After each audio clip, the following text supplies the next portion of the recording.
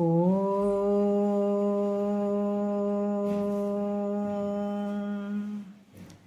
ಗುರುರ್ಬ್ರಹ್ಮ ಗುರುರ್ವಿಷ್ಣು ಗುರುರ್ದೇವೋ ಮಹೇಶ್ವರಃ ಗುರು ಸಾಕ್ಷಾತ್ ಪರಬ್ರಹ್ಮ ತಸ್ಮೈ ಶ್ರೀ ಗುರವೇ ನಮಃ. ಶ್ರೀ ಜಗದ್ಗುರು ಸಿದ್ಧಾರೂಢರ ಪಾದಕಮಲಗಳಿಗೂ, ಶ್ರೋತ್ರಿಯ ಬ್ರಹ್ಮನಿಷ್ಠ ಸದ್ಗುರು ಬಸವಾನಂದರ ಪಾದಕಮಲಗಳಿಗೂ, ಅವರ ಪ್ರತಿರೂಪದಂಥ ನಿಜಗುಣಪ್ಪನವರ ಪಾದಕಮಲಗಳಿಗೂ ನನ್ನ ದೀರ್ಘದಂಡ ಪ್ರಣಾಮಗಳನ್ನು ಸಲ್ಲಿಸುತ್ತಾ, ಎಲ್ಲ ಮಹಾತ್ಮರ ಪಾದಕಮಲಗಳಿಗೂ ನನ್ನ ದೀರ್ಘದಂಡ ಪ್ರಣಾಮಗಳನ್ನು ಸಲ್ಲಿಸುತ್ತಾ, ಮನದಲ್ಲಿ ಸ್ಮರಿಸಿಕೊಳ್ಳುತ್ತಾ, ತಮ್ಮೆಲ್ಲರಿಗೂ ವಂದಿಸುತ್ತಾ, ಇವತ್ತಿನ ಪರಮಾನು ಭವಬೋಧೆ ಯಾಜ್ಞವಲ್ಕ್ಯ ಮತ್ತು ಮೈತ್ರೇಯದೇವಿಯ ವರ ಸಂವಾದವಾದಂತಹ ಈ ಒಂದು ಪರಮಾನುಭವಬೋಧೆಯ ಗ್ರಂಥದಲ್ಲಿ 3ನೆಯ ಸಂಧಿ ನಡೆದದೆ. ಇವಾಗ 8ನೆಯ ಸೂತ್ರವನ್ನು ನಾವು ನೋಡಬೇಕಾಗ್ತದೆ. ಹಿಂದೆ ಹಲವಾರು ವಿಚಾರಗಳನ್ನು ಹೇಳಿದರು. ಮನಸ್ಸು ಕೂಡ ನೀನಲ್ಲ ಅಂದಮೇಲೆ ಈ ಮನಸ್ಸಿನಿಂದ ಅನುಭವಿಸುತ್ತಿರುವಂತಹ ಸುಖ ದುಃಖಗಳು ಇವ್ಯಾವ ನಿನಗಿಲ್ಲ. ಯಾಕಂತಂದ್ರೆ ಇದು ಮನಸ್ಸಿನಲ್ಲಿ ಆಗುವಂತಹ ಮನಸ್ಸಿಗೆ ಸಂಬಂಧವಾದಂತಹ ಈ ಸುಖ ದುಃಖಾದಿಗಳನ್ನು ನಾನೇ ಅನುಭವಿಸ್ತೀನಿ ಅಂತ ಹೇಳಿದ್ರೆ ಭಾಳ ಅನರ್ಥ ಆಗ್ತದೆ. ಅದಕ್ಕೆ ಈ ಮನಸ್ಸಿಗೆ ಸಂಬಂಧಪಟ್ಟಂಥ ಸುಖ ದುಃಖಗಳು ಇವು ಯಾವ ನಿನಗೆ ಸಂಬಂಧ ಇಲ್ಲ ಮೈತ್ರ ಅಂತ ಹೇಳುವಂಥ ವಿಚಾರಗಳನ್ನು ನಿನ್ನೆಯ ವಿಷಯದಲ್ಲಿ ಹೇಳಿದ್ರು. ಈಗಿನ ಒಂದು 8ನೆಯ ಸೂತ್ರದಲ್ಲಿ ಹೇಳ್ತಾರೆ. ಏನು ಹೇಳ್ತಾರೆ? ಭಾಳಷ್ಟು ವಿಚಾರಗಳನ್ನು ತಿಳಿಸ್ತಾರೆ ಅವರು. ಇಲ್ಲದ ಜಾತ್ಯಾದಿಗಳು ತನ್ನವನೇ ತೋರುವೆಲ್ಲ ಜಾತ್ಯಾದಿ ತನ್ನವೇ ಕು ಅಂತ ಹೇಳುತ್ತಾರೆ. ಯಾಕಂದ್ರೆ ಈ ಕುಲ ಗೋತ್ರ ನಾಮಾದಿಗಳ ಭ್ರಮೆಯನ್ನು ಇವೆಲ್ಲ ಭಾವನೆಯಿಂದ ತೋರ್ತವ, ನಿಜವಾಗಿ ನಿನ್ನ ಸ್ವರೂಪದಲ್ಲಿ ಇವು ಯಾವೂ ಇಲ್ಲ ಅಂತ ಹೇಳಿ ಇವಾಗ ಏನು ಹೇಳ್ತಾರೆ? ವರ್ಣಾಶ್ರಮಗಳು ನಮ್ಗೆ ಅದಾವೇನ್ರಿ?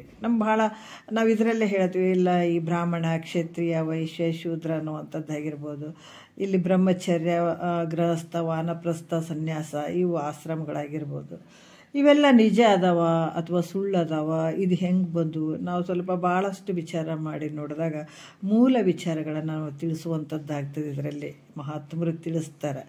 ಏನು ಹೇಳ್ತಾರೆ ನೋಡ್ರಿ. ಇದು ಅನಾತ್ಮಗಳಾದಂಥ ಈ ದೇಹಾದಿಗಳಲ್ಲಿ ಇವು ಯಾವುವು ಇಲ್ಲ ಅನ್ನುವಂಥ ವಿಚಾರವನ್ನು ಇಲ್ಲಿ ಹೇಳ್ತಾರೆ. ಇಲ್ಲದ ಜಾತ್ಯಾದಿಗಳು ತನ್ನವನೇ ತೋರುವೆವೆಲ್ಲ ಜಾತ್ಯಾದಿ ತನ್ನವೇ ಯಕ್ಕು ಅನ್ನುವಂಥ ವಿಚಾರದಲ್ಲಿ ಈ 8ನೆಯ ಸೂತ್ರದಲ್ಲಿ ಹೇಳ್ತಾರೆ. ಇಲ್ಲದ ಜಾತ್ಯಾದಿಗಳು ತನಗಿಲ್ಲದ, ಯಾಕಂತಂದ್ರೆ ಈ ಜಾತ್ಯಾದಿಗಳು ಅಂತನ್ನುವಂಥದ್ದು ಯಾವುದು ಇಲ್ಲ. ಯಾವುದು? ಬ್ರಾಹ್ಮಣತ್ವಾದಿ ಅಂದರೆ ಬ್ರಾಹ್ಮಣ ಕ್ಷತ್ರಿಯ ವೈಶ್ಯ ಶೂದ್ರ ಅಂತನ್ನುವಂಥದ್ದು ಇವು ಯಾವೂ ಇಲ್ಲ. ಅದಕ್ಕೆ ತನಗಿಲ್ಲದ ಬ್ರಾಹ್ಮಣಾದಿ ಜಾತಿಗಳು ತನಗೆಂದು ತಿಳಿದ್ರೆ ಇಲ್ಲ, ತನಗೆ ಇಲ್ಲೇ ಇಲ್ಲ, ನಿನ್ನ ಸ್ವರೂಪದಲ್ಲಿ ಇಲ್ಲವೇ ಇಲ್ಲ. ಆದರೂ ಕೂಡ ಇವು ನಾನು ಆ ಜಾತಿ ಈ ಜಾತಿ ಅಂತ ನೀ ಅಂದ್ಕೊಂಡು ಅಂತಂದ್ರೆ ಹಿಂಗೆ ತಿಳಿದ್ರೆ ಲೋಕದಲ್ಲಿ ಎಷ್ಟೋ ಜಾತಿಗಳು ಅದಾವಲ್ಲ ಅವೆಲ್ಲವೂ ನನ್ನುವಂತ ಅಂಗೀಕಾರ ಮಾಡಬೇಕಾಗ್ತದೆ ನೀನು. ಅದಕ್ಕೆ ಇದು ಈ ರೀತಿ ನೀ ಭಾವನೆ ಮಾಡೋದ್ರಿಂದ ಏನಾಗ್ತದೆ? ಇದು ಒಂದೇ ಜಾತಿ ಯಾಕಾಗ್ತದೆ? ಜಗತ್ತಿನೊಳಗೆ ಅನೇಕ ಜಾತಿಗಳು ತೋರ್ತಾವಲ್ಲ, ಅವನು ಜಾತಿ ನನ್ವ ಅಂತ ಅನ್ಕೋ. ಅದಕ್ಕೆ ಈ ರೀತಿ ಅನ್ನುವಂಥದ್ದು ಅವಿವೇಕತನದಿಂದ ಆಗ್ತದೆ ನೋಡು. ನೀನು ಏನು ಆ ಜಾತಿ ಈ ಜಾತಿ ಅಂತ ಈ ಜಾತಿಗೆ ನೀನೇನಾರು ಗಂಟು ಬಿದ್ದಿ ಅಂತಂದ್ರೆ ಇದು ಅವಿವೇಕತನದಿಂದ ಆಗ್ತದೆ. ಯಾಕಂದರೆ ಅದು ನಿನ್ನ ಸ್ವರೂಪದಲ್ಲಿ ಇಲ್ಲವೇ ಇಲ್ಲ, ಯಾವುದೂ ಇಲ್ಲ. ಹಾಗಾಗಿ ಈಗ ನನ್ನದು ಅಂತಂದ್ರೆ ಜಗತ್ತಿನಲ್ಲಿ ಕಾಣುವಂಥ ಎಲ್ಲ ಮತ್ತು ಜಾತಿಗಳು ನನವೇ ಅನ್ಬೇಕಾಗ್ತದೆ. ಇದು ತಪ್ಪಾಗ್ತದೆ ಮೈತ್ರ, ಇದನ್ನು ತಿಳ್ಕೊ ಅನ್ನುವಂಥ ವಿಚಾರವನ್ನು ಹೇಳ್ತಾರೆ. 1ನೇ ನುಡಿಯಲ್ಲಿ ಹೇಳ್ತಾರೆ. ಏನು ಹೇಳ್ತಾರೆ? ಜನನ ಮರಣಮಿವು ತನಗುಂಟೆ ರೇತದ ಹನಿಯೋಳ ಆತ್ಮನೂ ಸಿಲುಕುವನಲ್ಲ, ತನುವಿರಹಿತನು ಅಪರಿಮಿತನು ಅಖಂಡಿತನು ಅನುಪಮನು ಅದ್ವೈತನು ಅಚಲನಾಗಿ.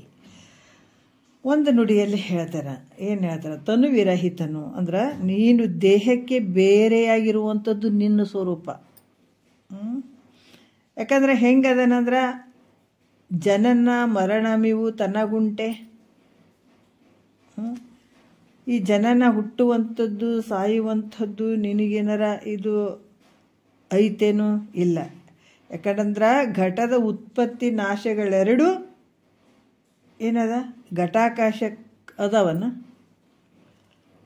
ಯಾಕಂದ್ರೆ ಈ ಘಟದ ಉತ್ಪತ್ತಿ ಮತ್ತು ನಾಶ ಇವೆರಡು, ಘಟ ಹುಡ್ತದಂತಂದ್ರೂ ಕೂಡ ಅದು ಮತ್ತೆ ನಾಶ ಆಗ್ತದಂದ್ರೂ ಕೂಡ ಬೈಲಿಗೇನಾರ ಹಾನಿ ಐತೇನೋ? ಏನಿಲ್ಲ. ಹಂಗೆ ಇಲ್ಲಿ ಜನನ ಮರಣ ಇವೆರಡು ತೋರ್ತಾವಂದ್ರೂ ಕೂಡ ಇವು ಸಂಬಂಧ ನಿನಗಿಲ್ಲ. ಯಾಕಂತಂದ್ರೆ ನೀನು ಇವಕ್ಕೆ ಬೇರೆಯೇ ಇದ್ದಿ, ಸಾಕ್ಷಿ ರೂಪವಾಗಿದ್ದಿ.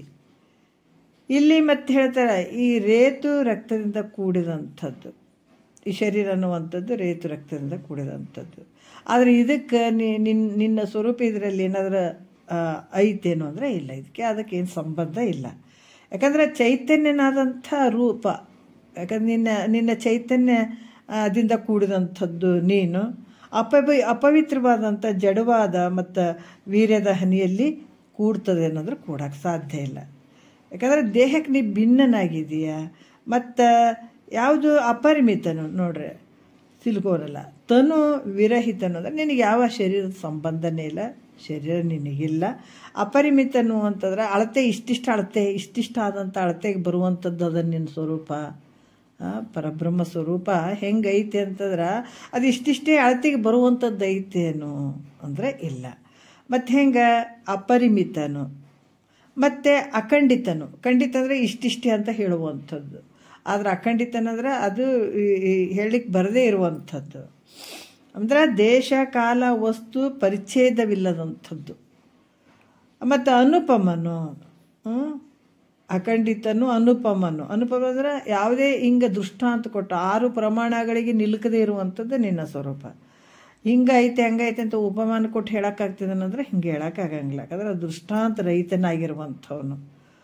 ಮತ್ತು ಅನುಪಮನ ಅದ್ವೈತನು ಅಂತಂದ್ರೆ ಇಲ್ಲಿ ಯಾವುದಕ್ಕೆ ಭೇದ ಇಲ್ಲ. ದ್ವೈತ ಅಂದ್ರೆ ನೀನು ಬೇರೆ ನಾನು ಬೇರೆ, ದೇವ್ರು ಬೇರೆ ಇದು ಬೇರೆ, ನಾ ಪೂಜೆ ಮಾಡುವಂಥವನು ಪೂಜೆ ಮಾಡಿಸ್ಕೊಳ್ಳುವಂಥದ್ದು ದೇವ್ರು, ಇಲ್ಲಿ ಭಾವ ಬಂದಾಗ ದ್ವೈತ ಅನಿಸ್ಕೊಳ್ತದೆ. ಯಾಕಂದರೆ ಅದ್ವೈತದಾಗ ಅಭೇದ ಸ್ಥಿತಿಯಲ್ಲಿರುವಂಥದ್ದು, ಯಾವ ಭೇದಕ್ಕೆ ಅವಕಾಶ ಇಲ್ಲ. ಆ ರೀತಿಯಾಗಿರುವಂಥದ್ದು ನಿನ್ನ ಸ್ವರೂಪ ಅದ್ವೈತ. ಯಾಕಂದ್ರೆ ನಿನ್ನ ಆಶ್ರಯದಲ್ಲೇ ಜಗತ್ತೆಲ್ಲ ತೋರಕತ್ತದ. ಇಷ್ಟೆಲ್ಲ ವ್ಯವಹಾರ ನಿನ್ನ ಆಶ್ರಯದಲ್ಲೇ, ನಿನ್ನ ಬಿಟ್ಟರೆ ಏನು ಇಲ್ಲವೇ ಇಲ್ಲ. ಇಲ್ಲೇ ನಿನ್ನ ಆಶ್ರಯದಲ್ಲಿ ಇದೆಲ್ಲ ತೋರ್ತಾ ಇದೆ.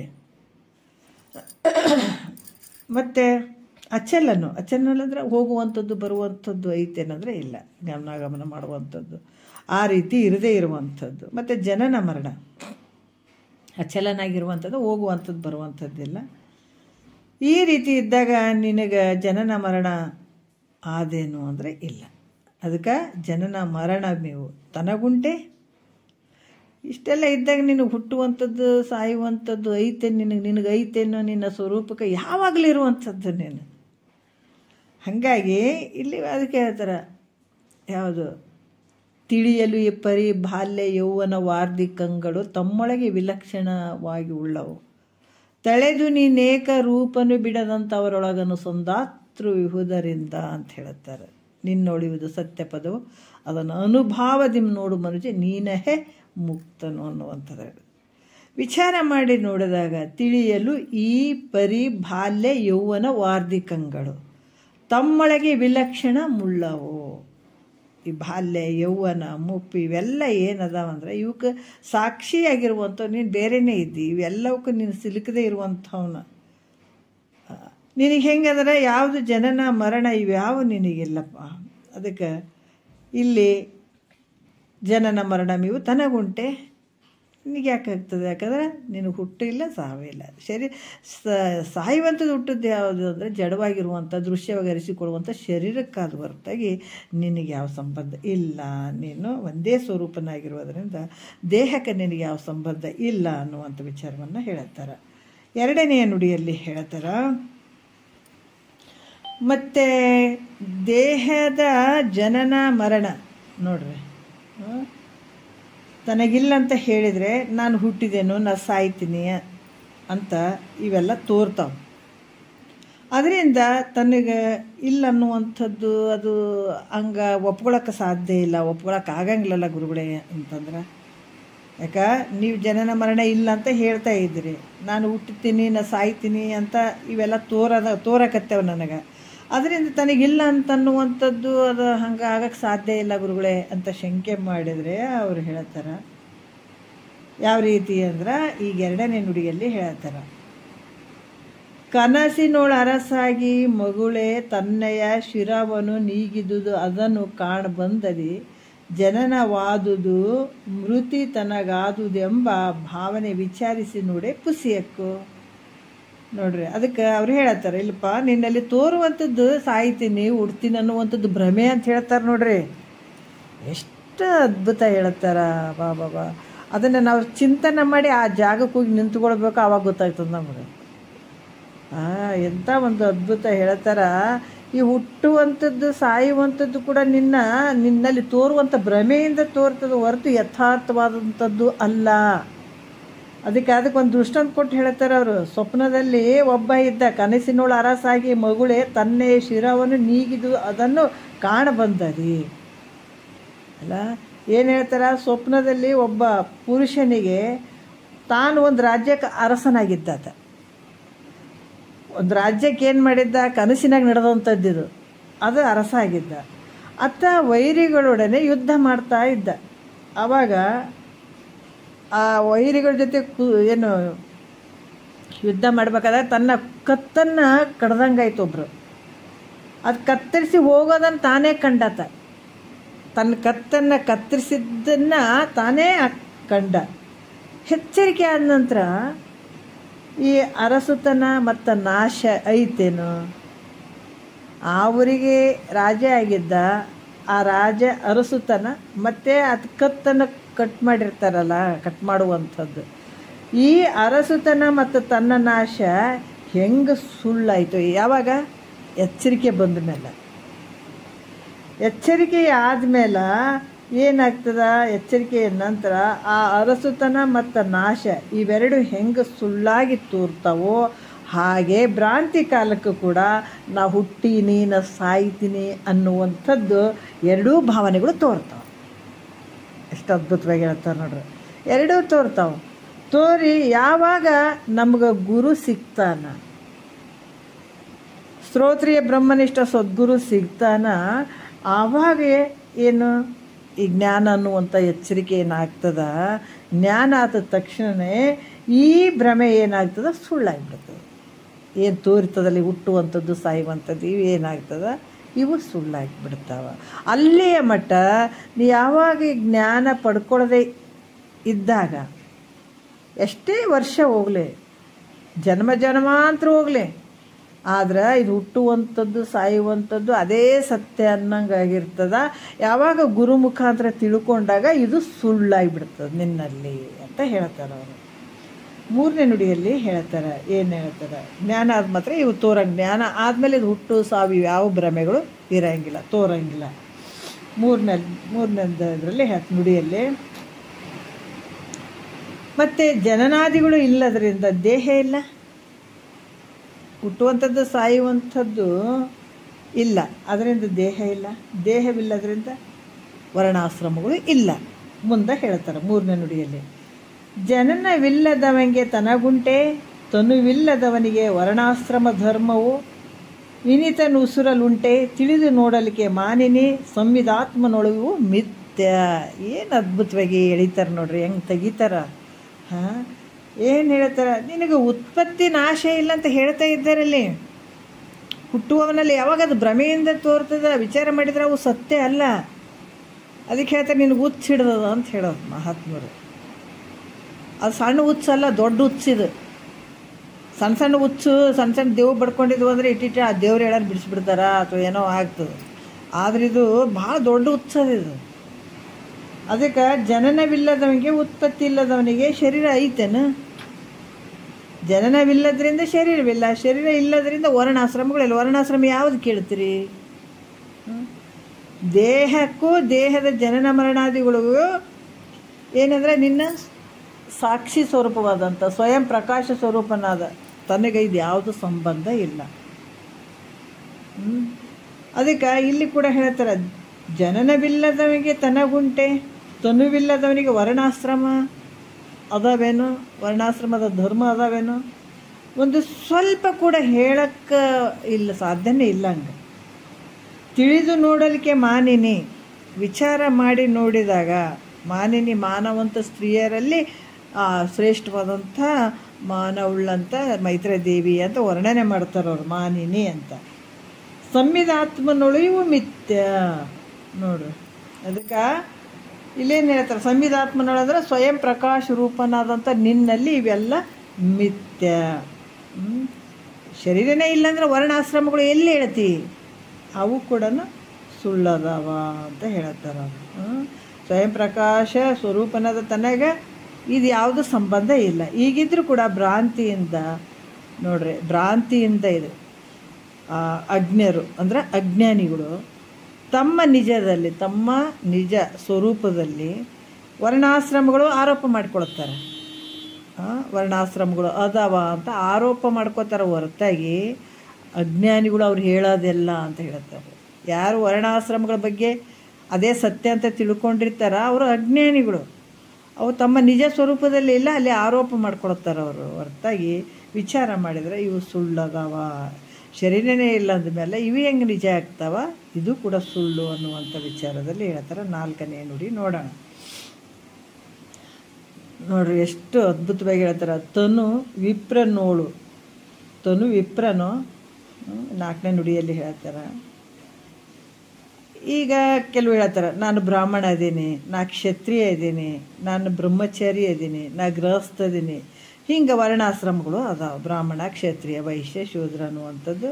ಆಮೇಲೆ ಬ್ರಹ್ಮಚರ್ಯ, ಗೃಹಸ್ಥ, ವಾನಪ್ರಸ್ಥ ಮತ್ತು ಸನ್ಯಾಸ ಅಂತ ಹೇಳಿಬಿಟ್ಟು ಈ ರೀತಿ ವರ್ಣಾಶ್ರಮಗಳು. ಯಾಕಂದ್ರೆ ಆತ್ಮನಲ್ಲಿ ಪ್ರತ್ಯಕ್ಷವಾಗಿ ತೋರ್ತಾ ಇದ್ದಾವ. ಇವುಗಳಿಗೆ ತಾವು ಭ್ರಾಂತಿ ಅಂತ ಹೆಂಗೆ ಹೇಳ್ತೀರಿ ಅಂತ ಕೆಲವರಿಗೆ ಶಂಕೆ ಬರ್ತದೆ, ಸಂಶಯ ಬರ್ತದೆ. ಯಾಕಂತಂದ್ರೆ ಈ ನಾನು ಬ್ರಾಹ್ಮಣ, ನಾನು ಕ್ಷತ್ರಿಯ, ನಾನು ಬ್ರಹ್ಮಚಾರಿ, ಗೃಹಸ್ಥ ಅಂತ ಈಗ ವರ್ಣಾಶ್ರಮಗಳು ಆತ್ಮನಲ್ಲಿ ಪ್ರತ್ಯಕ್ಷವಾಗಿ ತೋರ್ತಾವ, ಈಗ ನಡೆದಾವ, ಈಗ ಕಣ್ಣಿಗೆ ಕಾಣಿಸ್ತಾವ. ಆದರೆ ಇವುಗಳಿಗೆ ತಾವು ಭ್ರಾಂತಿ ಅಂತ ಹೆಂಗೆ ಹೇಳ್ತೀರಿ ನೀವು ಅಂತ ಹೇಳಿದ್ರೆ ಅದಕ್ಕೆ ಇಲ್ಲಿ ಹೇಳ್ತಾರೆ 4ನೇ ನುಡಿಯಲ್ಲಿ. ಏನು ಹೇಳ್ತಾರೆ, ಯಾವುದಕ್ಕೆ ಬ್ರಾಹ್ಮಣ ಅಂತಿದ್ದಿ, ಯಾವುದಕ್ಕೆ ಕ್ಷತ್ರಿಯ ಅಂತೀಯಪ್ಪ ನೀನು? ತನು ವಿಪ್ರನು, ವಿಪ್ರ ಅಂತಂದ್ರೆ ಬ್ರಾಹ್ಮಣ.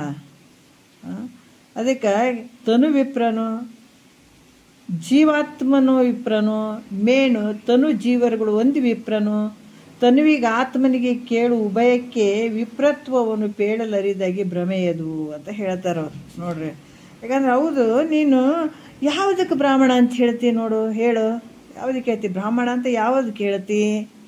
ಈ ಕಾಣುವ ಜಡದೇಹ ಬ್ರಾಹ್ಮಣ ಆಗಿರುವಂಥದ್ದು, ಅದಕ್ಕೆ ತನು ವಿಪ್ರನು ಅಂದ್ರೆ ಈ ಶರೀರ ಬ್ರಾಹ್ಮಣ ಅದೋ ಅಥವಾ ಜೀವಾತ್ಮ ಬ್ರಾಹ್ಮಣ ಅದನೋ?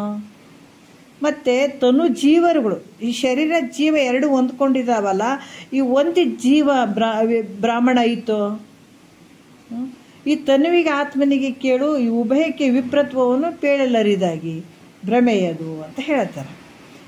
ನೋಡ್ರಿ, ಯಾಕಂದ್ರೆ ಕಾಣುವಂಥ ಈ ಜಡವಾಗಿ ಕೂಡಿದಂಥ, ಜಡವಾಗಿರುವಂಥ ಈ ದೇಹ ಬ್ರಾಹ್ಮಣನಾಗಿರುವಂಥದ್ದು, ಅಥವಾ ಇದರಲ್ಲಿ ಚೇತನದ ಜೀವಾತ್ಮ ಅದನ್ನಲ್ಲ, ಈತ ಬ್ರಾಹ್ಮಣ ಅದನೋ? ಅಥವಾ ದೇಹ ಮತ್ತು ಜೀವ ಇಬ್ಬರು ಕೂಡಿಕೊಂಡಿರೋದಕ್ಕೆ ಬ್ರಾಹ್ಮಣ ಅಂತ ಹೇಳ್ತೀಯೋ ಅಂತ ವಿಚಾರ ಮಾಡಿದ್ರೆ ಯಾವುದಕ್ಕೆ ಬ್ರಾಹ್ಮಣತ್ವ ಹೇಳ್ತೀನಿ ನೀನು? ನೋಡು, ವಿಚಾರ ಮಾಡಿದರೆ ಬ್ರಾಹ್ಮಣತ್ವವು ಯಾವುದಕ್ಕೂ ಸಂಭವಿಸುವುದಿಲ್ಲ.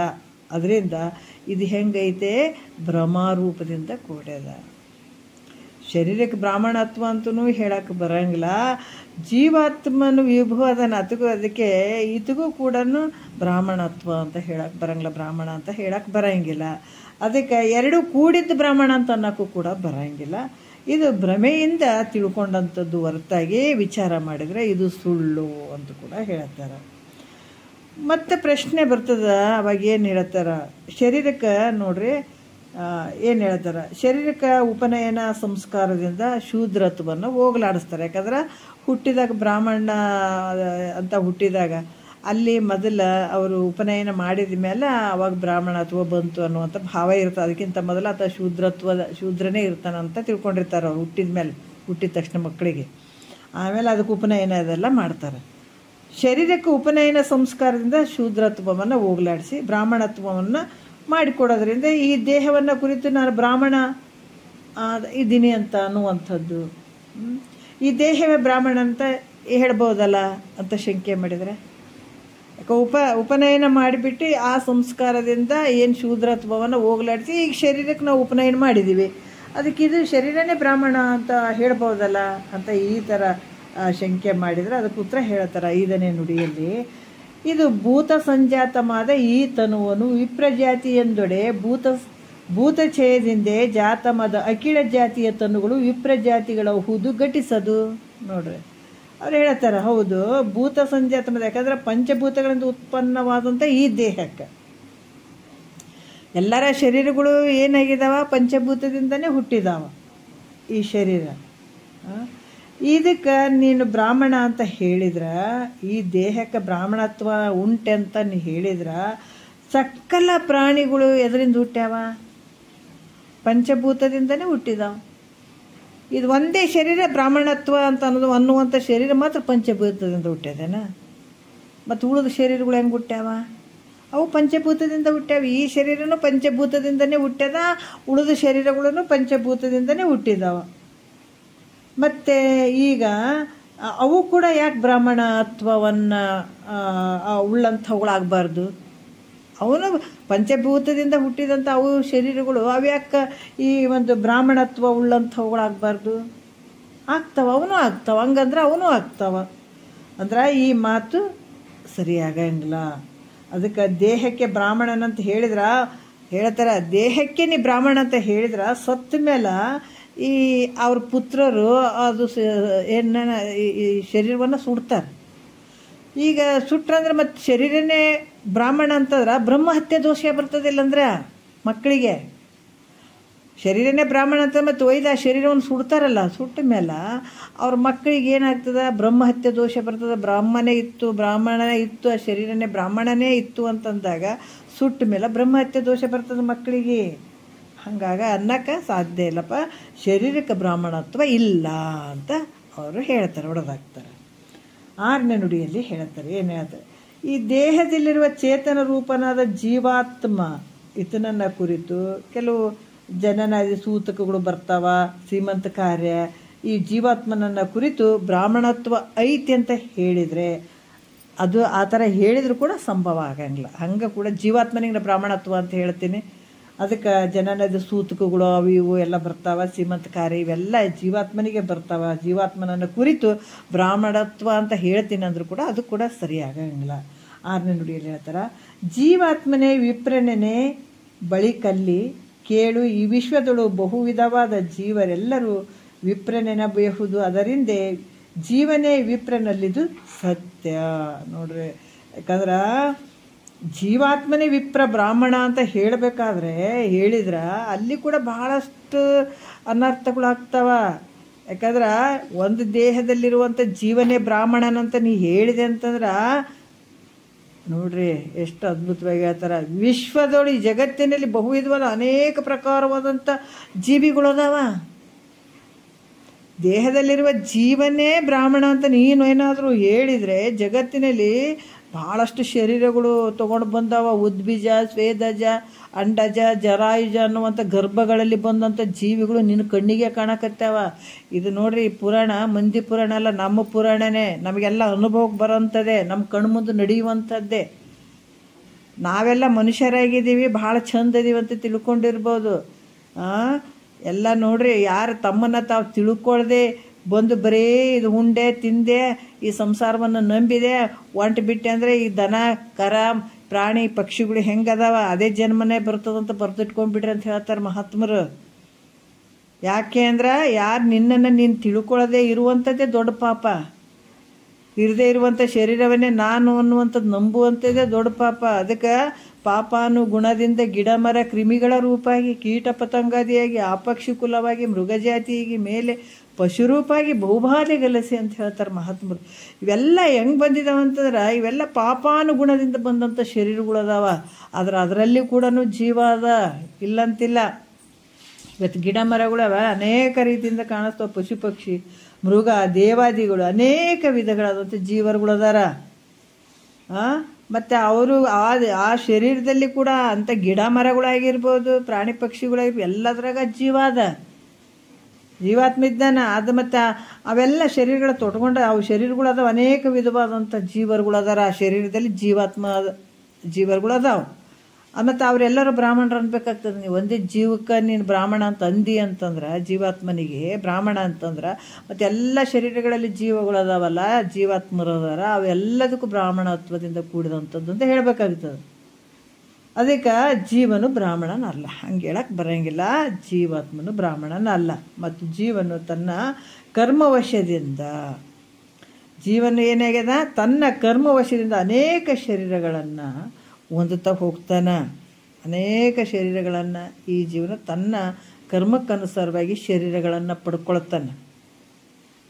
ಈಗ ನಮಗೆಲ್ಲ ಕಣ್ಣಿಗೆ ಕಾಣಿಸ್ತಾವ ಸಕಲ ಜೀವರಾಶಿಗಳು, ಅವೆಲ್ಲವಕ್ಕೂ ನೋಡ್ರಿ ಅವು ತಮ್ಮ ಕರ್ಮದಿಂದನೇ ಅಂಥ ಶರೀರಗಳನ್ನು ತೊಟ್ಕೊಂಡು ಬಂದಂಥದ್ದು.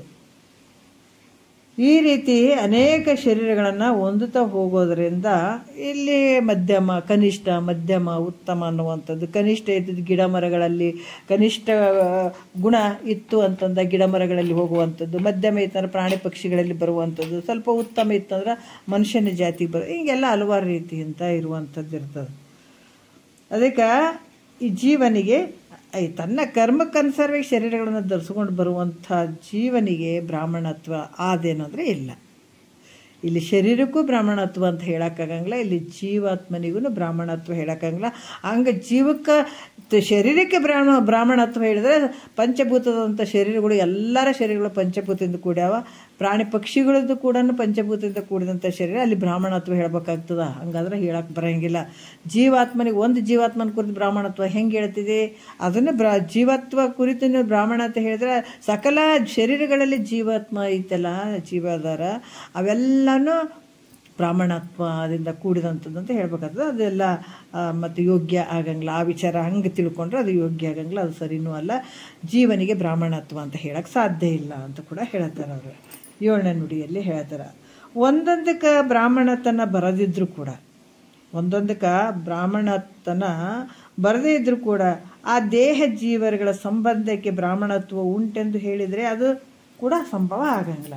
ಯಾಕಂದರೆ ಒಂದು ಈಗ ತನ್ನೂ ಬ್ರಾಹ್ಮಣತ್ವ ಅಲ್ಲ, ಮತ್ತು ಜೀವಾತ್ಮನೂ ಬ್ರಾಹ್ಮಣತ್ವ ಅಲ್ಲ, ಮತ್ತು ಶರೀರ ಮತ್ತು ಜೀವ ಎರಡೂ ಕೂಡಿದಂಥದಕ್ಕೆ ಬ್ರಾಹ್ಮಣತ್ವ ಉಂಟು ಅಂತ ಹೇಳೋಕ್ಕೂ ಕೂಡ ಬರೋಂಗಿಲ್ಲ ಅಂತ ಹೇಳ್ತಾರೆ ಅವರು. ಎರಡೂ ಕೂಡಿದಂಥ ಶರೀರ ಮತ್ತು ಜೀವ ಎರಡೂ ಕೂಡಿದಾವಲ್ಲ, ಅದಕ್ಕೆ ನಾ ಬ್ರಾಹ್ಮಣತ್ವ ಹೇಳ್ತೀನಿ ಅಂದರೂ ಕೂಡ ಅದು ಸಂಭವ ಆಗಂಗಿಲ್ಲ. ಹೆಂಗಾದ್ರೆ 7ನೇ ನುಡಿಯಲ್ಲಿ ಹೇಳ್ತಾರೆ ಅವರು. ತನು ಜೀವರೊಂದು ಗೂಟವೇ ವಿಪ್ರನೆಂದೊಡೆ, ತನು ಜೀವರ ಅನಿತುಂಟು ಜಗದೋಳು ಅನಿತೆಲ್ಲರನ್ನು ವಿಪ್ರವೆನೇಳ್ಕೋ ಮದರಿಂದೆ, ತನು ಜೀವರನ್ನು ವಿಪ್ರನೆನಲಿಲ್ಲ. ಈ ಶರೀರ ಜೀವ ಕೂಡ್ಯದಂತಂದ್ರೆ ಅದಕ್ಕೆ ನಾ ಬ್ರಾಹ್ಮಣತ್ವ ಹೇಳ್ತೀನಿ ಅಂತಂದ್ರೆ, ಜೀವ ಮತ್ತು ದೇಹ ಇವರುಗಳ ಒಂದು ಕೂಡುವಿಕೆ, ಶರೀರದಲ್ಲಿ ಜೀವ ಅದಲ್ಲ, ಇವೆರಡು ಕೂಡೋದು ಅದಕ್ಕೆ ಬ್ರಾಹ್ಮಣ ಅಂತ ಹೇಳ್ತೀನಿ ಅಂತಂದ್ರೆ ಅದು ಕೂಡ ಸಂಭವ ಆಗಂಗಿಲ್ಲ. ಯಾಕಂದರೆ ಜಗತ್ತಿನಲ್ಲಿ ಎಲ್ಲ ದೇಹ ಜೀವಗಳು ಅದಾವ. ಈ ದೇಹದೊಳಗೆ ಜೀವರುಗಳು ಅದಾರ, ಜೀವಗಳು ಅದಾವ. ಮತ್ತು ಅವರೆಲ್ಲರೂ ಬ್ರಾಹ್ಮಣರು ಅನ್ಬೇಕಾಗ್ತದೆ. ಎಲ್ಲ ಶರೀರಗಳಲ್ಲಿ ಜೀವಾತ್ಮ ಏನದಾನಲ್ಲ, ಅವೆಲ್ಲ ಶರೀರಗಳು ಜೀವರುಗಳು ಕೂಡಿದಂಥ ಒಂದು ಶರೀರಕ್ಕೆ ಬ್ರಾಹ್ಮಣತ್ವ ಐತೆ ಅಂತ ಹೇಳ್ಬೇಕಾಗ್ತದ. ಅದು ಸಂಭವ ಆಗಂಗಿಲ್ಲ ಅಂತ ಕೂಡ ಹೇಳ್ತಾರೆ. ಮತ್ತು ಈ ರೀತಿ ವಿಚಾರ ಮಾಡಿ ನೋಡಿದರೆ ಬ್ರಾಹ್ಮಣತ್ವಾದಿ ವರ್ಣಾಶ್ರಮಗಳು ಯಾವುದಕ್ಕೂ ಸಂಭವಿಸುವುದಿಲ್ಲ. ಹೀಗಿದ್ದರೆ ಇವುಗಳ ಲೋಕದಲ್ಲಿ ಪ್ರಸಿದ್ಧಿಗಳಾಗಬಾರ್ದಾಗಿತ್ತು. ಪ್ರಸಿದ್ಧಿಗಳಾಗಿವೆ, ಅದರಿಂದ ನಮಗೆ ತಿಳಿದಿದ್ದರೂ ಅವು ಯಾವುದಕ್ಕಾದರೂ ಸಂಬಂಧವಾಗಿರಲಿಕ್ಕೆ ಬೇಕಂತ ಶಂಕೆ ಮಾಡ್ತಾರೆ ನೋಡ್ರಿ. ಹೆಂಗೆ ವಿಚಾರ ಮಾಡಿ ನೋಡಿದ್ರೆ ಬ್ರಾಹ್ಮಣತ್ವಾದಿ ವರ್ಣಾಶ್ರಮಗಳು ಯಾವುದಕ್ಕೂ ಸಂಬಂಧ ಇಲ್ಲ. ಹೀಗಿದ್ದರೂ ಕೂಡ ಈ ಬ್ರಾಹ್ಮಣ ಇವು ವರ್ಣಾಶ್ರಮಗಳು ಎಲ್ಲ ಪ್ರಸಿದ್ಧಿ ಅದಾವ. ಯಾಕಂದ್ರೆ ಅವಿಲ್ಲಾಂದ್ರೆ ಪ್ರಸಿದ್ಧಿ ಆಗಬಾರ್ದಾಗಿತ್ತು. ಇದನ್ನೆಲ್ಲ ಯಾಕೆ ಹೇಳಿದರು? ಮತ್ತು ಇವೆಲ್ಲ ಪ್ರಸಿದ್ಧಿ ಅದಾವಲ್ಲ, ಇವೆಲ್ಲ ಇವರೆಲ್ಲ ಆಚರಣೆಗೆ ತಂದಂಗೆ ಇದೆ, ಜಗತ್ತಿನೊಳಗೆ ಪ್ರಸಿದ್ಧಿ ಅದು, ಇಲ್ಲಾಂದ್ರೆ ಇದು ಪ್ರಸಿದ್ಧಿಗೆ ಬರ್ತಿರಲಿಲ್ಲ. ಅದರಿಂದ ನಮ್ಗೆ ತಿಳಿದಿದ್ರು ಅವು ಯಾವುದಕ್ಕಾದರೂ ಸಂಬಂಧವಾಗಿರಲಿಕ್ಕೆ ಬೇಕು ಅಂತ ಈ ರೀತಿ ಹೇಳಿರ್ಬೋದು ಅಂತ ಶಂಕೆ ಮಾಡಿದ್ರೆ ಇದು ಅವ್ರು ಹೇಳ್ತಾರೆ. ಹೌದಪ್ಪ, ನೀ ಹೇಳಿದ್ದು ಭಾಳ ಕರೆಕ್ಟ್ ಅದ, ಇಲ್ಲಿ ಮುಂದೆ ಹೇಳ್ತಾರೆ, ನೀ ಹೇಳೋದು ಕರೆಕ್ಟ್ ಅದ. ಆದರೆ ಯಾವುದರಿಂದ ಇದು ಮಾಡ್ಕೊಂಡಿದ್ದಾರೆ ಅಂದ್ರೆ ಅವಿಚಾರದಿಂದ ತೋರ್ತಾ ಇದ್ದಾವಿವು ಜಗತ್ತಿನ ಒಳಗೆ. ಅದಕ್ಕೆ ಇಲ್ಲಿ ಭಾಳಷ್ಟು ಕರ್ಮಗಳ ಬಗ್ಗೆ ಉಪಾಸನೆಗಳ ಬಗ್ಗೆ ಭಾಳ ಬರ್ಕೊಂಡು ಬಂದಾರೆ. ಯಾಕಂದ್ರೆ ಕರ್ಮದಲ್ಲಿರುವಂಥವ್ರೆ ಭಾಳ ಜನ ಅದಾರೆ. ಎಲ್ಲರೂ ತೀಕ್ಷ್ಣ ಬುದ್ಧಿ ಉಳ್ಳಂಥವ್ರು ಅದಾರೇನೋ ಇಲ್ಲಲ್ಲ.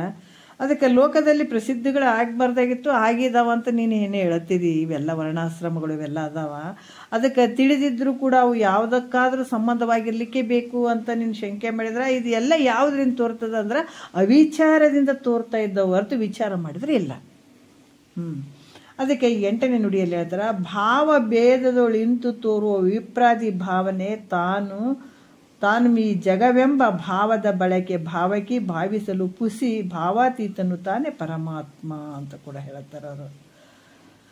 ಇಲ್ಲಿ ಹೇಳ್ತಾರ ಭಾವಕಿ ಅಂದ್ರೆ ಮನದೊಡನೆ ನಡೆಯುವಂಥವಳೆ ಅಂತ ಹೇಳ್ತಾರೆ. ಯಾರು ಮೈತ್ರೇದೇವಿಗೆ ವರ್ಣನೆ ಮಾಡ್ತಾರೆ. ಭಾವಿಸಲು ಅಂದರೆ ವಿಚಾರ ಮಾಡಲು.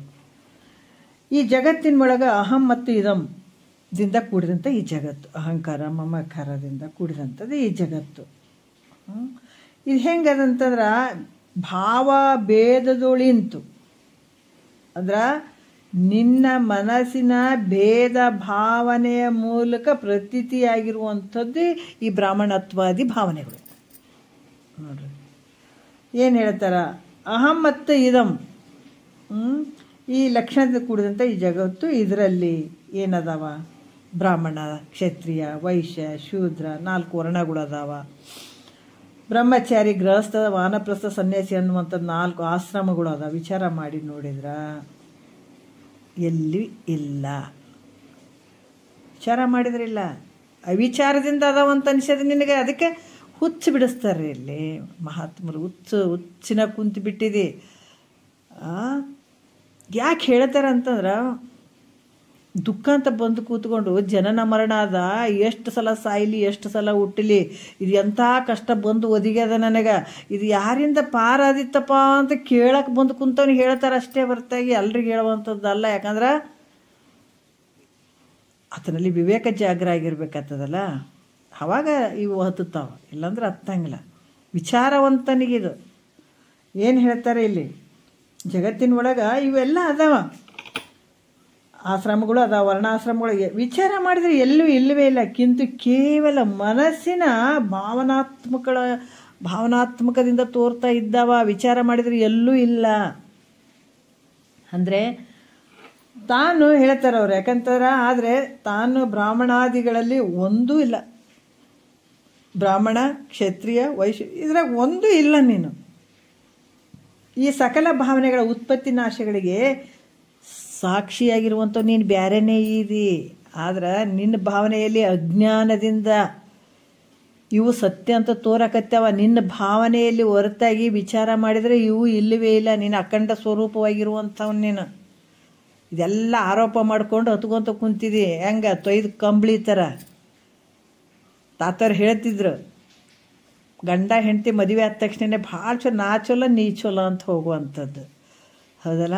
ಬರ್ತಾ ಬರ್ತಾ ಬರ್ತಾ ಕಂಬಳಿ ತೊಯ್ದು ಕಂಬಳಿ ಹಗುರು ಇರ್ತದ, ಬರ್ತಾ ಬರ್ತಾ ತೊಯ್ದು ಕಂಬಳಿ ಹೆಂಗಾಗ್ತದೆ ಭಾರ ಹಂಗಾಗಕತ್ತಿ ಬಿಡ್ತದ ಅಂತ ಹೇಳ್ತಿದ್ರು. ಹಂಗೆ ಇಲ್ಲಿ ಕೂಡ ಹಾಗೇನೆ. ಯಾವಾಗಂತಂದ್ರೆ ಇವೆಲ್ಲವನ್ನ ಇವು ನನಗ ಅದಾವ, ನನಗೆ ಸಂಬಂಧಪಟ್ಟದಾವ. ಅದಕ್ಕೆ ಹೇಳ್ತಾರೆ ಇದೆಲ್ಲ ಜೀವಿಗಳ ಸೃಷ್ಟಿ. ಇದು ಅಜ್ಞಾನದಲ್ಲಿರುವಂಥ ಸಮಯದಲ್ಲಿದು. ಅಜ್ಞಾನದಿಂದನೇ ಇಷ್ಟೆಲ್ಲ ಆರೋಪ ಮಾಡ್ಕೊಂಡು ಹೊತ್ಕೊಂಡು ಇದು ತಂದು ವಜ್ಜಿ ತಾನೇ ಹೊತ್ಕೊಂಡು ಎದ್ದೇಳಕ್ಕೆ ಬರಲಾರ್ದಂಗೆ ಕುಂತದಿದು ಜೀವಾತ್ಮ. 12 ಗೊಂದಲಕ್ಕೆ ಹಾಕಿಬಿಟ್ಟದಿದು. ಎಲ್ಲಿ ಅದಕ್ಕೆ ಬ್ಯಾರಾದ ನೋವು ಆತಂಗೆ ಗುರುಗಳು ವಾಕ್ಯ ಕೇಳಿ ಮಹಾತ್ಮರು ಕುಣಿದಾಡಿಬಿಟ್ರು ನೋಡ್ರಿ. ಎಂಥ ಮನಸ್ಸಿನ ಗಂಟ್ರಿ ಇವೆಲ್ಲ. ದೊಡ್ಡ ಗಂಟುಗಳು ಇವು. ಹೊಟ್ಟೆಗೆ ಒಂದು ಗಂಟಿದ್ರೆ ನಮ್ಗೆ ತಡ್ಕೊಳಕ್ಕಾಗಂಗಿಲ್ಲ. ಯಾವುದೋ ಒಂದು ಗಡ್ಡಿ ಆಗ್ಯದಂತ ಅನ್ಲಿ, ನಮ್ಗೆ ತಡ್ಕೊಳಕ್ಕಾಗ್ತದೇನ? ಏನೋ ಒಂದು ಗಂಟು ಅಂದ್ರೆ ತಡ್ಕೊಳಕ್ಕಾಗ್ತದ? ಯಾವಾಗ ತೆಗೆದು ಬಿಸಿ ಹಾಕ್ಯೇವೆ? ಯಾಕಂದ್ರೆ ಅದರಿಂದ ನೋವು ಕೊಡ್ತಿರ್ತದೆ, ನಮ್ಗೆ ಭಾಳ ನೋವು ಕೊಡ್ತಿರ್ತದೆ. ಕೆಲವು ಸಲ ಗೊತ್ತಿರ್ದೇನೆ ಭಾರಿ ದೊಡ್ಡ ಪ್ರಮಾಣದಾಗ ಐತ್ರಿ ನಿಮ್ಗೆ, ಇಲ್ರಿ ನಮಗೆ ಗೊತ್ತೇ ಆಗಿಲ್ರಿ ಡಾಕ್ಟ್ರೆ ಅಂತೀವಿ ನಾವು. ಯಾಕಂದ್ರೆ ಒಳಗೆ ಅದು ತೊಂದರೆ ಕೊಟ್ಟಿರ್ತದೆ, ನಮ್ಗೆ ಅಷ್ಟು ಗಮನಕ್ಕೆ ಬಂದಿರೋಂಗಿಲ್ಲ. ಇಲ್ಲಿ ಕೂಡ ಏನದವ, ಇವು ಸೂಕ್ಷ್ಮತೆ, ಇವು ನಮ್ಮ ಮನಸ್ಸಿನಲ್ಲಿರುವಂಥ ಗಂಟುಗಳಿವು. ಇವು ಇದರಿಂದ ನಮಗೆ ಭಾಳ ಭಾಳ ಭಾಳ ಭಾಳ ಹಿಂಸೆ, ತೊಂದರೆ, ಗದ್ದಲ, ಗೊಂದಲ, ಒಂದಲ್ಲ ಎರಡಲ್ಲ. ಇವನ್ ಯಾವಾಗ ಗುರು ಮುಖಾಂತರ ತಿಳ್ಕೊಂಡು ಬೈಲಾಗ್ಬಿಟ್ರು ನೋಡ್ರಿ ಹೆಂಗೆ. ಅದಕ್ಕೆ ಬ್ಯಾರೆ ಆದನವ್ವ ತಂಗಿ ಬ್ಯಾರೆ ಆದನ, ಮನಸ್ಸಿನ ಗದ್ದಲದಿಂದ ಕಡೆಗಾದೇನ. ಕುಣಿದ ಹಾಡಿದ್ರಿ. ಇದನ್ನೆಲ್ಲ ಬಿಡ್ಸ್ಕೊಂಡ್ಬಿಟ್ರೆ ಅವರು. ನಾವು ಇದನ್ನೆಲ್ಲ ಗಂಟು ಹಾಕ್ಕೊಂಡು ಅವ್ರು ಹೇಳ್ಯಾರಿ ಅಂತ ಬರೀ ಹಿಂಗೆ ಅನ್ಕೊಂತೋದ್ರೆ ನಮ್ಮ ಗಂಟುಗಳು ಬಿಚ್ಚೋರು ಯಾರು?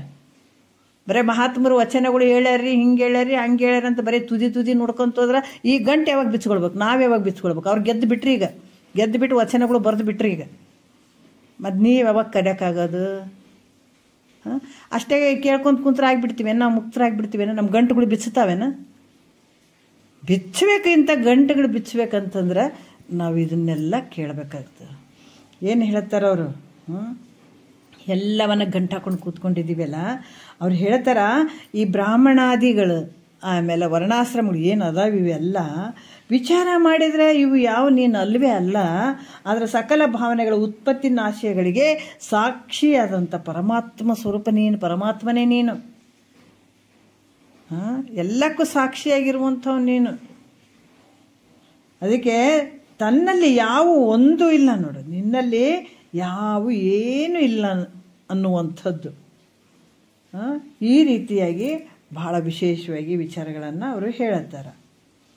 ಮತ್ತು ಈಗ ಹೇಳ್ತಾರೆ, ಯಥಾರ್ಥ ವಿಚಾರ ಮಾಡಿ ನೋಡಿದ್ರೆ ತನಗೆ ಬ್ರಾಹ್ಮಣತ್ವಾದಿಗಳು ಯಾವೂ ಇಲ್ಲ.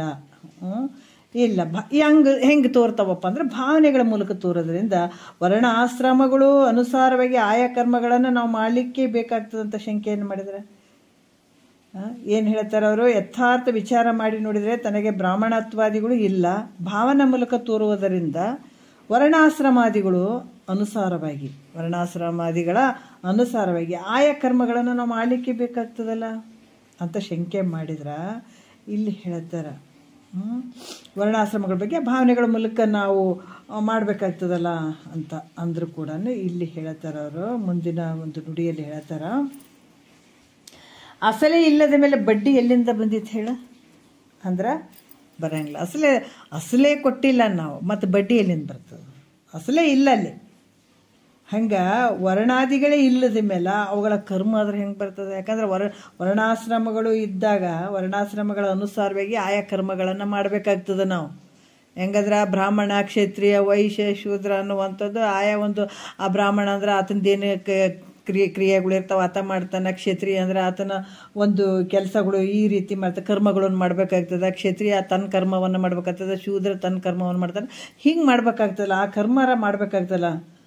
ವರ್ಣಾಶ್ರಮಗಳ ಅನುಸಾರವಾಗಿ ಆಯಾ ಕರ್ಮಗಳನ್ನು ಮಾಡಲಿಕ್ಕೆ ಬೇಕಾಗ್ತದಲ್ಲ ಅಂತ ಶಂಕೆ ಮಾಡಿದ್ರೆ ಅಲ್ಪ ಇಲ್ಲಿ ಹೇಳ್ತಾರೆ. ಮುಂದೆ ಹೇಳ್ತಾರೆ ನೋಡ್ರಿ, ನಿನಗೆನಿತು ನಿತ್ಯ ನೈಮಿತ್ತಿಕ ಕಾಮ್ಯಾದಿ ಎನಿಪ ಕರ್ಮಗಳು ಅಧಿಕಾರವು ಜನನವಿಲ್ಲದ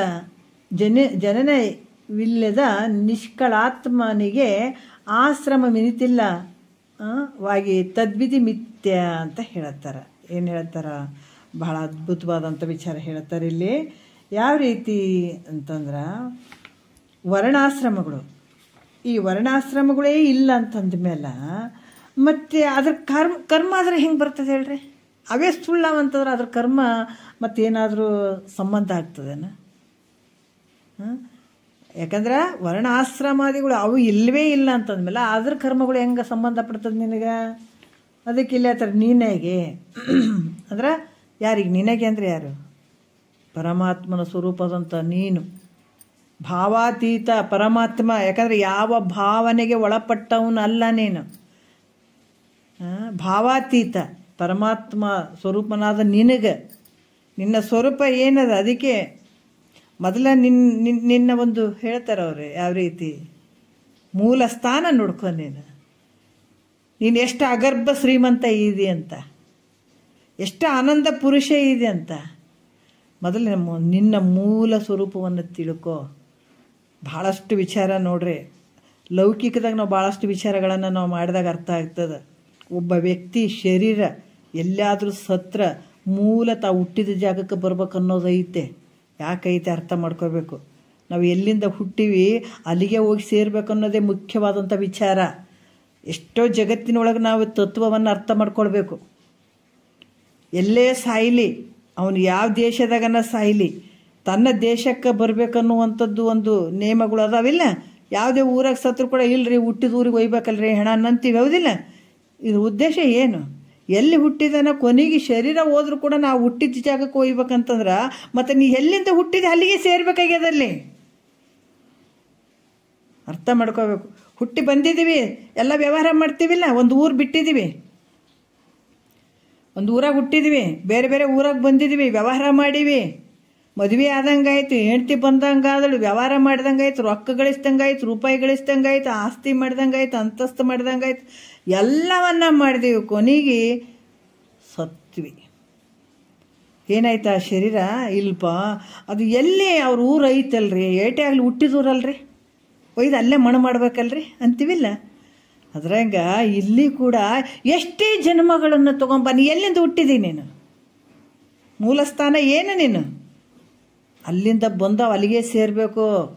ಪರಬ್ರಹ್ಮ ಸ್ವರೂಪ ಪರಮಾತ್ಮನ ಅಲ್ಲಿಂದ ಬಂದವ, ನೀನು ಅಲ್ಲಿಗೆ ಸೇರಬೇಕು, ಪರಮಾತ್ಮನೇ ಆಗಬೇಕು. ಅದೇ ಅಂಶದಿಂದನೇ ಬಂದಂಥ ನೀ ಅಲ್ಲಿಗೆ ಸೇರಬೇಕು. ನಡು ಬೇಕಾದಷ್ಟು ಎಷ್ಟೋ ಜನ್ಮಗಳು ಬಂದವು, ಶರೀರಗಳು ಬಂದವು, ವ್ಯವಹಾರ ಮಾಡಿದಂಗಾಯ್ತು, ಸತ್ತಂಗಾಯ್ತು, ಹುಟ್ಟಿದಂಗಾಯ್ತು, ಎಲ್ಲಷ್ಟು ಆಯಿತು. ಕೊನೆಗೆ ಅಲ್ಲಿಗೆ ಸೇರಬೇಕಾಗ್ಯದ. ನೀನು ಈ ಭ್ರಮೆಯಿಂದ ದಾಟಬೇಕಾಗ್ಯದ. ಭ್ರಮೆಗೆ ಸಿಲುಕಿ ಬಿಟ್ಟಿದೆ. ಆ ಮೂಲ ಸ್ಥಾನವನ್ನು ಸೇರಿಸುವಂಥವನೇ ಸದ್ಗುರು ಅದನಪ್ಪ. ನಿನ್ನ ಮನೆ ಸೇರಿಸುವಂಥವನು ಅಂತ ಆನಂದದ ಮನೆ ಅದು. ಮೂಲ ಸ್ವರೂಪ ಹೆಂಗದಂದ್ರೆ ಆನಂದದ್ದು. ಅದಕ್ಕೆ ಇಲ್ಲಿ ಕೂಡ ಹೇಳ್ತಾರೆ, ಏನು ಹೇಳ್ತಾರ? ನಿತ್ಯ ಇಲ್ಲಿ ಭಾವಾತೀತನಾದಂಥ ಪರಮಾತ್ಮ ನೀನು ಅಂತಂದಾಗ, ಭಾವಾತೀತ ಸ್ವರೂಪನಾದಂಥ ನಿನಗ ಈ ನಿತ್ಯ ಕರ್ಮ ಇವೇನದಾವ, ನಿತ್ಯ ನೈಮಿತ್ತಿಕ ಕಾಮ್ಯ ಮೊದಲಾದ ಕರ್ಮಗಳಲ್ಲಿ ನಿನಗೆ ಅಧಿಕಾರ ಇಲ್ಲ, ಮಾಡುವಂಥದ್ದು ಏನೂ ಇಲ್ಲ. ನಿನಗೆ ಯಾಕೆ ಅಧಿಕಾರ ಇರ್ತದೆ ಹೇಳು? ಯಾಕಂದ್ರೆ ನಿನಗೆ ಹುಟ್ಟು ಇಲ್ಲ, ಜನನೂ ಇಲ್ಲ, ದೇಹನೂ ಇಲ್ಲ. ದೇಹವಿಲ್ಲದ್ರಿಂದ ನೀನು ಹೆಂಗಿದೆ? ಜನನ ಮರಣ ಅಂತೂ ಇಲ್ಲ. ಆಮೇಲೆ ಈ ಶರೀರನೇ ಇಲ್ಲ ಅಂತಂದ್ಮೇಲೆ ಯಾರಿಗೆ ಹೇಳ್ತೀನಿ? ನಿತ್ಯ ನೈಮಿತ್ತಿಕ ಕರ್ಮಗಳು ಯಾರಿಗೆ ಹೇಳ್ತಿ? ನಿನ್ನ ಸ್ವರೂಪ ಹೆಂಗೈತೆ? ನಿರಾಕಾರವಾಗಿರುವಂಥದ್ದು, ನಿರ್ಗುಣವಾಗಿರುವಂಥದ್ದು, ಪರಿಪೂರ್ಣವಾಗಿರುವಂಥದ್ದು, ಇಂಥ ಸ್ವರೂಪ ನಿನಗದ. ನೀನು ಯಾರಿಗೆ ಮಾಡ್ತೀಯಪ್ಪ ಕರ್ಮಗಳು? ಯಾರಿಗೆ ಹೇಳ್ತೀನಿ ನೀನು? ನಿತ್ಯ ನೈಮಿತ್ತಿಕ ಕಾಮ್ಯ ಇವೆಲ್ಲ ಕರ್ಮಗಳಲ್ಲಿ ನಿನಗೆ ಅಧಿಕಾರ ಇಲ್ಲ. ಯಾಕಂದರೆ ನೀ ಪರಿಪೂರ್ಣ. ನೀ ಕೀಟು ಕಾಟ ಅಂತ ಏನು ಸಣ್ಣ ಲೆಕ್ಕದಾಗಿದ್ದರೆ ನೀನು ಅದಕ್ಕೆ ಶರೀರ ನಾನು, ಅದು ನಾನು, ಎಲ್ಲಿ ಕರ್ಮಗಳು ನಡೀತಾವ? ಈ ಶರೀರ ನಾನು ಅಂತ ಅಜ್ಞಾನಿಗೆ ನಡೀತಾವೆ ಇವೆಲ್ಲ. ಶರೀರನೇ ನಾನು ಅಲ್ಲ ಅಂತಂದಾಗ ನೀನು ಎಲ್ಲಿ ನಿತ್ಯ ನೈಮಿತ್ತಿಕ ಇವೆಲ್ಲ ನಡೀತೀವಪ್ಪ? ನೀನು ನಿರಾಕಾರ, ಯಾವ ಆಕಾರ ಇಲ್ಲ ನಿನಗೆ, ಯಾವ ಗುಣಗಳು ಇಲ್ಲ. ಯಾಕಂದ್ರೆ ಅದಕ್ಕೆ ಈ ಜಗತ್ತು 3 ಗುಣಗಳಲ್ಲೇ ತುಂಬಿಬಿಟ್ಟದು. ಇದ್ರಾಗೆ ಬಿದ್ದು ಸಾಯಕತ್ತದ. ಈ 3 ಗುಣಗಳನ್ನು ಮೀರ್ಬೇಕು ನೀನು. ಅದಕ್ಕಿದು ಸಾಮಾನ್ಯ ಅಲ್ಲ, ಇದು ಇವನ್ನ ದಾಟಿ ಹೋಗ್ಬೇಕಾಗ್ಯದ. ಅದಕ್ಕೆ ನಿರ್ಗುಣ ರೂಪವಾಗಿರುವಂಥದ್ದು ನಿನ್ನ ಸ್ವರೂಪ, ಮತ್ತು ಪರಿಪೂರ್ಣವಾಗಿರುವಂಥದ್ದು ನೀನು. ಅದಕ್ಕೆ ನಿನಗೆ ವರ್ಣಾಶ್ರಮಗಳು ಇಲ್ಲದ್ರಿಂದ ಅವುಗಳ ಕರ್ಮಗಳು ಕೂಡ ನಿನಗೆ ಮಾಡುವಂಥ ಅಧಿಕಾರ ಇಲ್ಲ. ಯಾವಾಗ ನಾ ಪರಬ್ರಹ್ಮ ಸ್ವರೂಪ ನಾನು ಇದ್ದೀನಿ ಅಂತ ನಿನಗೆ ದೃಢ ಆದಮೇಲೆ ಯಾವ ಮಾಡೋಕ್ಕಿಲ್ಲ. ಸದ್ಗುರು ಅದನ್ನು 4 ವೇದಗಳು ಅದನ್ನೇ ಹೇಳ್ತಾ ಇದ್ದಾವ. ನೀನೇ ಪರಮಾತ್ಮನೋ, ನೀನೇ ಪರಮಾತ್ಮ ಅಂತಲೇ ಹೇಳ್ತಾ ಇದ್ದಾವ. ಅದು ದೃಢ ಮಾಡ್ಕೊಂಡು ಅಂದಾಗ ಇವು ಯಾವ ನಿನಗೆ ಸಂಬಂಧ ಇಲ್ಲಪ್ಪ ಇವು ಅಂತ ಭಾಳ ವಿಶೇಷವಾಗಿ ಹೇಳ್ತಾರೆ. ಇದನ್ನ ಇಟ್ಕೊಂಡು ಮತ್ತೆ ನಾಳೆ ಆತ್ಮಗೆ ಜಾತ್ಯಾಶ್ರಮ ಧರ್ಮ ನಿರಾಕರಣ ನಿರೂಪಣೆ ಸೂತ್ರ 8ಕ್ಕೆ ಪದ 54 ಅಂತ ಹೇಳಿ ಒಂದು ಗುರುಗಳ ಪಾದಕ್ಕೆ ಅರ್ಪಿಸಿ ಒಂದು 5 ನಿಮಿಷ ಜಾಸ್ತಿ ತೊಗೊಂಡೇನಂತ ಅನ್ನಿಸ್ತದ.